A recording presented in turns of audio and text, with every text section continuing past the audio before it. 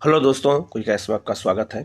69 BPSC prelims का जो exam है वो 30 सितंबर को है। फॉर्म अभी नहीं आया है और तैयारी आप लोग बिल्कुल शुरू कर दीजिए। हमारे चैनल द्वारा तैयारी शुरू करा दी गई है।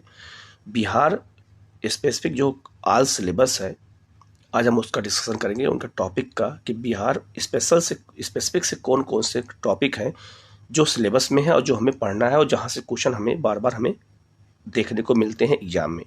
तो अगर हमारे पास सिलेबस नहीं रहेगा तो हम पढ़ेंगे कैसे। तो हमारे पास सिलेबस होना बहुत ज़रूरी है और सिलेबस के अकॉर्डिंग जब हम पढ़ते हैं तभी हमारी तैयारी अच्छे से हो पाती है। और 30 सितंबर डेट है एग्ज़ाम का, तो बहुत टाइम नहीं बचा है और हमें पढ़ना बहुत कुछ है, क्योंकि बीपीएससी का जो पेपर का लेवल है वो धीरे धीरे बहुत ही टफ होता जा रहा है। तो हमें उस तरह की पढ़ाई भी करनी ज़रूरी है। आप लोग चैनल को जरूर सब्सक्राइब कर लीजिएगा, जिससे इस तरह के हर टॉपिक का जो हम डिस्कशन कर रहे हैं सिलेबस का, वो आपको लगातार मिलता रहे।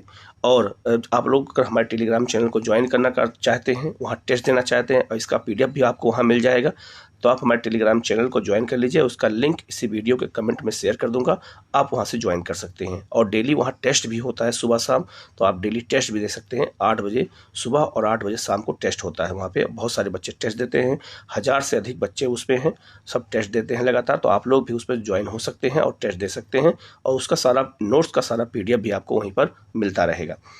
बिहार स्पेसिफिक जो सब सिलेबस है, आज हम उसके डिस्कशन करेंगे, क्योंकि 30 सितंबर को पेपर है। और बिहार स्पेशल से जो क्वेश्चन आते हैं वो 30 प्लस क्वेश्चन हमेशा आते हैं। कभी कभी 35 क्वेश्चन आते हैं, कभी कभी 40।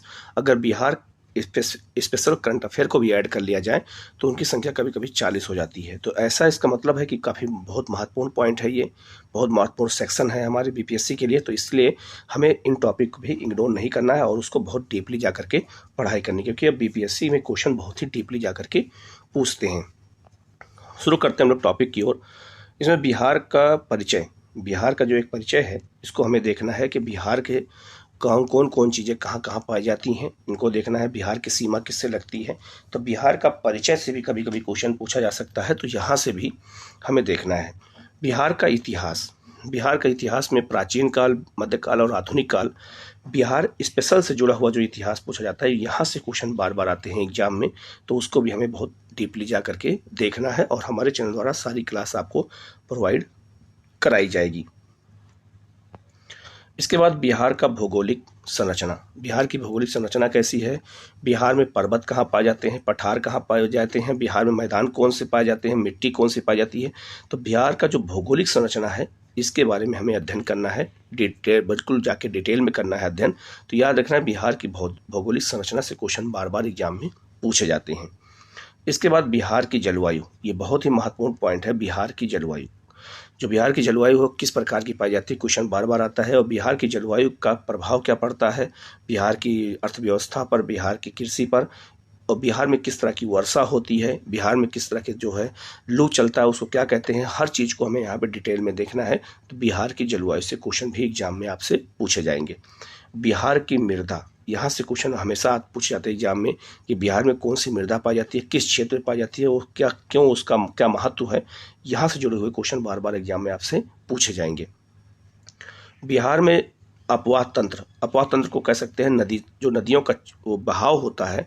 तो बिहार में पश्चिम से लेकर के पूरब की ओर नदियों का क्रम पूछा जा सकता है, या फिर एग्जाम में पूछा जाएगा कि उत्तरी बिहार की नदियाँ कौन सी होती हैं, दक्षिणी बिहार की नदियाँ कौन सी होती हैं, गंगा में कौन नदियाँ कहाँ पे आके मिलती हैं।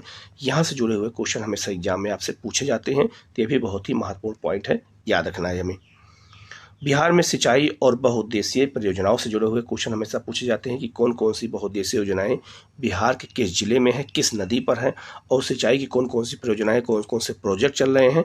यहाँ से जुड़े हुए क्वेश्चन हमेशा बिहार में आते हैं। तो ये भी हमें जो है टॉपिक वाइज एक करके अध्ययन करना है।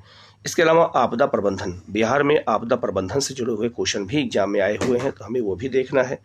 बिहार में वन और वन्य जीव जो है, इनसे जुड़े हुए क्वेश्चन देखना है कि बिहार में जो वन पाए जाते हैं और वहाँ पे जो वन्य जीव पाए जाते हैं, और उनसे जुड़े हुए जो पार्क बनाए गए हैं बिहार में, जो है पक्षी विहार हैं, चाहे वो वन्य जीव विहार हैं, वहाँ से जुड़े हुए क्वेश्चन एग्जाम में आपसे पूछे जाएंगे।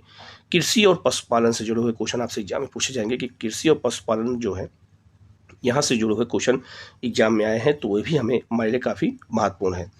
बिहार में खनिज संसाधन और ऊर्जा संसाधन, ये टॉपिक बहुत ही महत्वपूर्ण है। और कौन कौन से खनिज बिहार में पाए जाते हैं, कौन से क्षेत्र में पाए जाते हैं।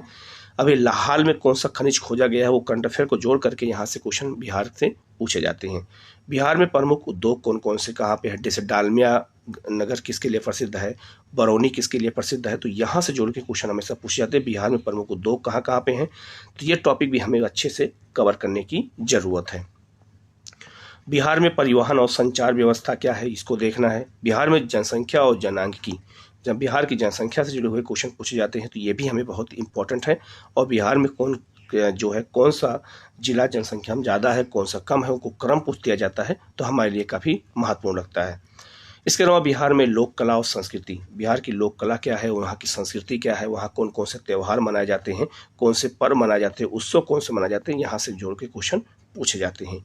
बिहार में प्रमुख पर्यटन क्षेत्र कौन सा है, धार्मिक क्षेत्र कौन सा है, यहाँ से जोड़ के भी क्वेश्चन एग्जाम में पूछे गए हैं, तो ये भी हमारे लिए काफ़ी महत्वपूर्ण है। बिहार में कौन कौन सी भाषा है, कौन से साहित्य हैं, और प्राचीन काल में कौन साहित्य है, मध्यकाल में कौन साहित्य है, आधुनिक काल में कौन साहित्य है, यहाँ से जोड़ के क्वेश्चन पूछे जाते हैं। बिहार में कौन सी बोली बोली जाती है, कौन सी भाषा है, मैथिली भाषा का क्षेत्र कौन सा है, मगधी भाषा का क्षेत्र कौन सा है, ठीक है, भोजपुरी भाषा का क्षेत्र कौन सा है, तो यहाँ से जोड़ के क्वेश्चन एग्जाम में हमेशा पूछे गए हैं। फिर बिहार में शिक्षा और स्वास्थ्य, बिहार में कौन कौन से शिक्षा के केंद्र हैं, और जो है प्राचीन काल में कौन केंद्र थे, मध्यकाल में कौन केंद्र थे, आधुनिक काल में और वर्तमान समय में शिक्षा के कौन कौन से केंद्र हैं, वहाँ से जोड़ के क्वेश्चन आपसे पूछा जाएगा। बिहार में खेलकूद से जुड़े हुए आपसे क्वेश्चन पूछे जाएंगे। बिहार में राजनीतिक व्यवस्था कैसी है, यहाँ से जुड़े हुए क्वेश्चन पूछे जाएंगे कि बिहार में लोकसभा में कितनी सीटें हैं, राज्यसभा में कितनी सीटें हैं, विधानसभा में कितनी सीटें हैं, विधान परिषद में कितनी सीटें हैं, और कौन कौन से मंत्री बने हैं, यहाँ से जोड़ के क्वेश्चन एग्जाम में आपसे पूछे जाते हैं। बिहार में प्रमुख व्यक्तित्व क्या है, यहाँ से कौन कौन से बिहार के प्रमुख व्यक्ति हैं, और उन्होंने देश के आज़ादी में, देश के विकास में क्या योगदान दिया है, उससे जुड़े हुए क्वेश्चन पूछे जाते हैं, चाहे वो प्राचीन काल हो, मध्यकाल हो, आधुनिक काल हो, यहाँ से क्वेश्चन एग्जाम में पूछे जाते हैं। बिहार में आर्थिक नियोजन और बजट से क्वेश्चन पूछे जाते हैं, और बजट का मैंने वीडियो बना के आपको लोगों को पहुँचा दिया है, हमारे यूट्यूब चैनल पर आप जाके देख सकते हैं। इसके बाद बिहार में जिलेवार अध्ययन हमें देखना है कि बिहार के अलग अलग डिस्ट्रिक्ट में क्या क्या पाया जाता है, उसको अध्ययन हमने करना है। इसके बाद बिहार की आर्थिक समीक्षा, ये भी मैंने वीडियो बना के डाल दिया है, तो आप वहाँ जा करके देख सकते हैं। बिहार की जनजातियाँ कौन कौन सी हैं, बिहार में कौन कौन जनजातियाँ पाई जाती हैं, यहाँ से जोड़ के क्वेश्चन आपसे पूछा जाएगा। बिहार में प्रमुख झीलें और जलकुंड कौन कौन से हैं, यहाँ से क्वेश्चन आते हैं, ये भी हमें देखना है। फिर बिहार में जलप्रपात कौन कौन से हैं, और जलप्रपात किस जिले में हैं, उनके नाम क्या हैं, यहाँ से जोड़ के क्वेश्चन हमेशा पूछा गया है। बिहार में कृषि और प्रमुख फसलें कौन कौन सी हैं, यहाँ से क्वेश्चन हमेशा आया है। और बिहार की सरकारी योजनाएं कौन कौन सी हैं, ये भी हमें देखना है। लेटेस्ट योजनाएं कौन सी हैं, प्राचीन की योजनाएं, मतलब पहले की जो योजनाएं वो देखना है, और जो लेटेस्ट योजनाएं हमारे जो है आर्थिक समीक्षा में या बजट में शुरू की गई हैं, उनको जोड़ करके हमें यहाँ पर देखना है। इसके बाद बिहार की वन रिपोर्ट क्या है, ये भी देखना है, और बिहार के प्रमुख पर्वत कौन कौन से पाए जाते हैं, ये देखना है। तो ये बहुत महत्वपूर्ण टॉपिक है, इनको आप लोग जरूर देखिएगा, चैनल को सब्सक्राइब कर लीजिएगा, जिससे इस तरह की क्लास आपको लगातार मिलती रहे। कोई डाउट हो तो आप कमेंट करके पूछ सकते हैं। Okay, thank you.